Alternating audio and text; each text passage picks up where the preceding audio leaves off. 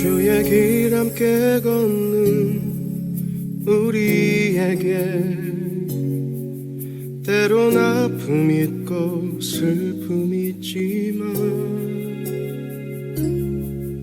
아파하지 않음은 슬퍼하지 않음은 주가 우리와 함께함이라. 주의 길 함께 걷는 우리에게 때론 절망 있고 눈물 있지만 주저앉지 않음은 슬퍼하지 않음은 주가 우리와 함께함이라. 함께 꿈을 꾸고 함께 자라기 사랑의 나눔으로 서로 축복하기를. 그 어디라도 세상 끝이라도 그대와 함께 나 걸어가리라. 주의 길 걸어가는 그대에게 함께 걷는 우리 기도 있으니 세상 향해 나가는 그대 앞길에 주의 축복 있으니 주의 사랑 가득하리라. 예, 여러분 반갑습니다. 1월 22일 수요일 아침입니다. 이 시간 예레미야 8장의 말씀으로 함께 은혜 나누기 원합니다. 오늘 함께 읽을 말씀은 예레미야 8장 마지막 부분을 좀 함께 나누겠습니다. 18절부터 9장 2절까지입니다. 8장 19절부터 8장 18절부터 9장 2절까지 말씀, 오늘 본문의 말씀을 같이 하겠습니다. 슬프다 나의 근심이여 어떻게 위로를 받을 수 있을까? 내 마음이 병들었도다. 딸 내 백성의 심히 먼 땅에서 부르짖는 소리로다. 여호와께서 시온에 계시지 아니한가? 그의 왕이 그 가운데 계시지 아니한가? 그들이 어찌하여 그 조각한 신상과 이방의 헛된 것들로 나를 경노하게 하였는고 하시니 추수할 때가 지나고 여름이 다하였으나 우리는 구원을 얻지 못한다 하는도다. 딸 내 백성이 상하였으므로 나도 상하여 슬퍼하며 놀라움에 잡혔도다. 길르앗에는 유향이 있지 아니한가? 그곳에는 의사가 있지 아니한가? 딸 내 백성이 치료를 받지 못하면 어찌 됨인고? 어찌하면 내 머리는 물이 되고 내 눈은 눈물 근원이 되고 죽임을 당한 딸 내 백성을 위하여 주야로 울리로다. 내가 광야에서 나그네가 머무를 곳을 얻는다면 내 백성을 떠나가리니 그들은 다 간음하는 자요 반역한 자의 무리가 되미로다. 오늘 말씀의 중심 구절은 18절입니다. 슬프다 나의 근심이여 어떻게 위로를 받을 수 있을까? 내 마음이 병들었도다. 오늘 이 말씀을 한번 제목을 정해 보는데요. 심판을 향해 가는 백성들로 인해 슬퍼하는 예레미야, 근심하는 예레미야, 이제 이렇게 한번 정해 봅니다. 오늘 전체 읽지 않았지만 예레미야 8장에 있는 말씀은 하나님께서 이 유다 왕국을 향한 아주 가혹한 심판을 진행하게 되는 것, 그것에 대한 내용들을 우리에게 보여주는 말씀입니다. 8장 1절과 2절을 보면요, 유다 왕들, 귀족들, 그리고 무사람들의 뼈가 그 무덤에서 끄집어내집니다. 그리고 그들이 섬기던 우상들의 신전 앞에다가 흩뿌려져 버리는 그런 엄청난 재앙, 심판이 임하게 될 것을 말씀합니다. 3절에 보면 사는 것보다 죽는 것이 더 좋다고 여길 수 있는 그런 상황이 초래될 것이다 라고 또한 말씀합니다. 그런데도 어떻습니까? 백성들은 이 날이 다가오는 것을 말씀하시는 하나님의 경고가 있음에도 불구하고 더 알려고 하지 않습니다. 우리가 전날에 말씀 나누었던 것처럼 예배하는 자들이 하나님의 말씀에 귀를 기울이지 않는 까닭입니다.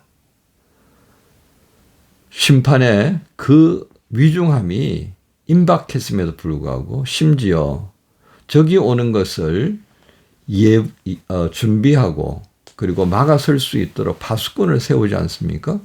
그 파수꾼이 하는 일은 뭡니까? 적이 가까이 다가오면 종을 울리는 겁니다. 신호를 보내는 건데 그것도 듣지 않으려고 한다라고 하는 정말 난감한 상황들을 우리가 보았습니다. 7절에 보면 공중의 학은 그 정한 시기를 알고 비둘기와 제비와 두루미는 그들이 울 때를 지키거늘 내 백성은 여호와의 규례를 알지 못하는도다. 그러니까 사람을 제외한 만물이 다 그 정한 때 그 역할을 따라서 산다 그 말이죠. 우리가 닭이 새벽에 울 때 보면 새벽 한 4시쯤 되었구나. 그래서 우리 조상님들은 그 새벽 닭 울기를 맞추어서 일어나서 하루 일과를 시작했다고 하지 않습니까?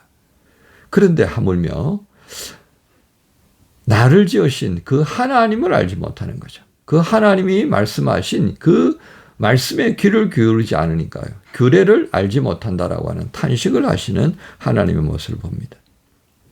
9절에 볼까요? 지혜롭다 하는 자들은 부끄러움을 당하며 두려움을 떨다가 잡히리라. 보라, 그들이 여호와의 말을 버렸으니 그들에게 무슨 지혜가 있으랴. 있어 보이는 사람들이 있습니다. 그죠? 있어 보이는 사람. 학식도 있고, 경륜도 있고, 그죠? 그런데 정작 그들에게는 뭐가 없어요? 지혜가 없다는 겁니다. 그것은 무슨 말을 우리가 비유할 수 있겠습니까?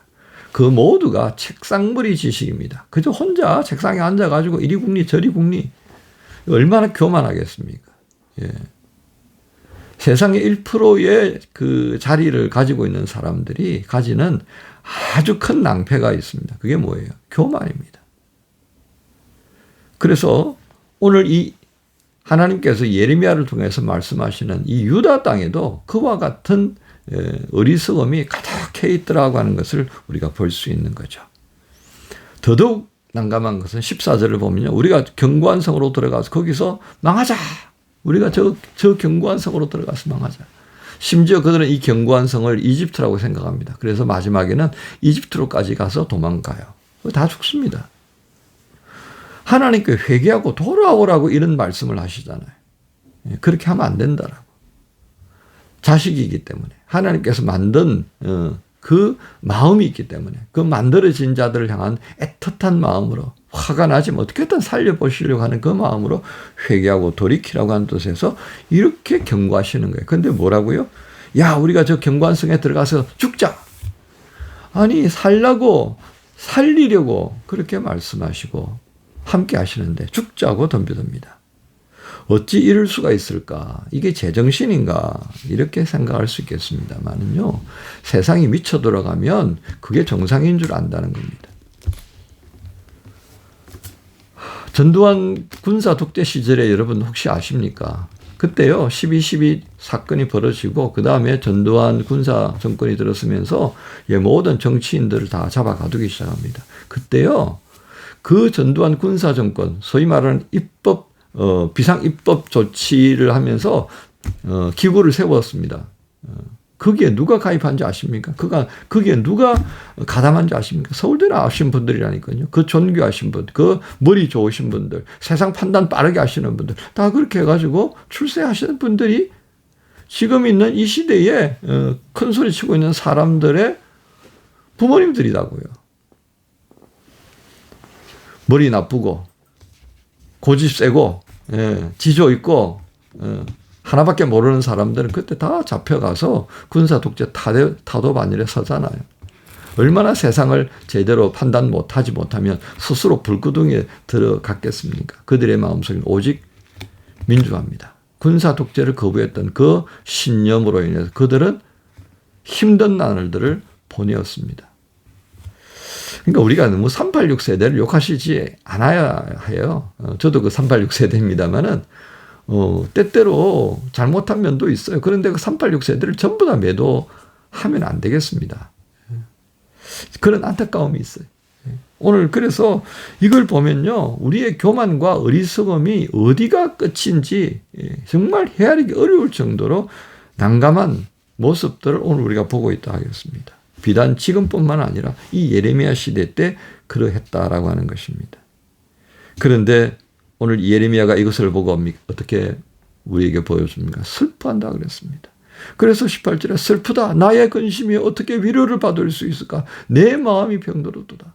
하나님의 말씀을 전하고 그렇게 하면 돌이킬 줄 알았어요. 마음의 찔림을 받아서 이게 아니구나 돌이킬 줄 알았어요. 근데 더 강팍해져 버리는 겁니다. 그러니까 근심이 생겼고요. 위로를 받을 수 없을 만큼 슬픔에 빠져버렸습니다. 여러분 이게 무엇을 의미하겠습니까? 예수님께서요. 유리방황하는 백성들을 보면서 안타깝게 여기십니다. 그리고 산상보훈을 우리가 기억하시죠? 산상보훈이 이렇게 시작합니다. 심령이 가난한 자는 복이 있을 것이다. 애통하는 자는 복이 있을 것이다. 우리가 무엇 때문에 가난하죠? 나는 배부르고 등 따시고 모든 것이 알레스 굿인데 모든 게 좋아요. 그런데 왜 가난한 자가 돼요? 이 근심이 있기 때문에 그렇습니다. 하나님의 마음으로 이 세상을 보고 하니까 내가 가난하다라고 하는 것을 보니까 내가 허전한 거예요. 애통하는 자, 그 슬픔을 보고 예레미야와 같은 눈물을 흘릴 수 있는 사람. 여러분 우리는 지금 이 세상을 보면서 어떤 마음을 가집니까? 대제사장의 길을 가자고 시작했던 2025년 하나님 주님의 교회입니다. 우리 지체들 오늘 이 세상을 보면서 안타까워하고 슬퍼하면서 기도하는 사람이 되기를 소망합니다. 젊은 날의 이 시대를 보면서 아파하지 않는다면, 젊은 날의 이 시대를 보면서 고민을 하고 하나님 앞에 눈물 흘리며 기도하는 심령이 되지 못한다면 여러분들이 나중에 저와 같은 나이가 되었을 때 그 세상은 어떤 모습이 될까를 생각해 보십시오. 아무 상관도 없는 것처럼. 여러분 무슨 마음으로 우리가 기도할 수가 있겠습니까? 하나님을 향해 중보할 때 그 대제사장에 품었던 그 아파하는 마음, 통에 자복하고 회개하는 그 마음으로 이 시대를 바라보면서 기도하는 그리스도인이 있어야 하지 않겠습니까? 그러므로 우리의 기도가 매우 구체적이기 위해서는 이 세상을 보아야 합니다. 이 세상을 깊이 있게 헤아릴 수 있는 지혜를 구해야 합니다. 그래서 말씀을 보고 공부해야 하고요. 세상에 다양한 책들을 읽어가면서 우리의 지식의 지평을 넓혀야 합니다. 그래서 우리가 어떻게 살 것인지 방향을 제시하는 하나님의 음성을 듣고 우리의 삶의 방향과 목적을 분명히 해야 할 것입니다. 심판을 향해 가는 백성들로 인해 단식하는 예레미야를 통해서 오늘 하나님께서 우리에게 말씀하십니다. 수요를 시작하시면서 여러분 예레미야의 모습에서 또한 우리 그리스도인이 가야 할 삶의 방향과 목적을 다시 한번 배울 수 있는 복된 날이 되시기를 우리 주님 예수님의 이름으로 축복합니다. 주님 감사합니다. 슬퍼하고 단식하는 울음을 터뜨리는 예레미야의 모습에서 배우는 자가 되게 하여 주옵소서. 예수님의 이름으로 기도합니다. 아멘.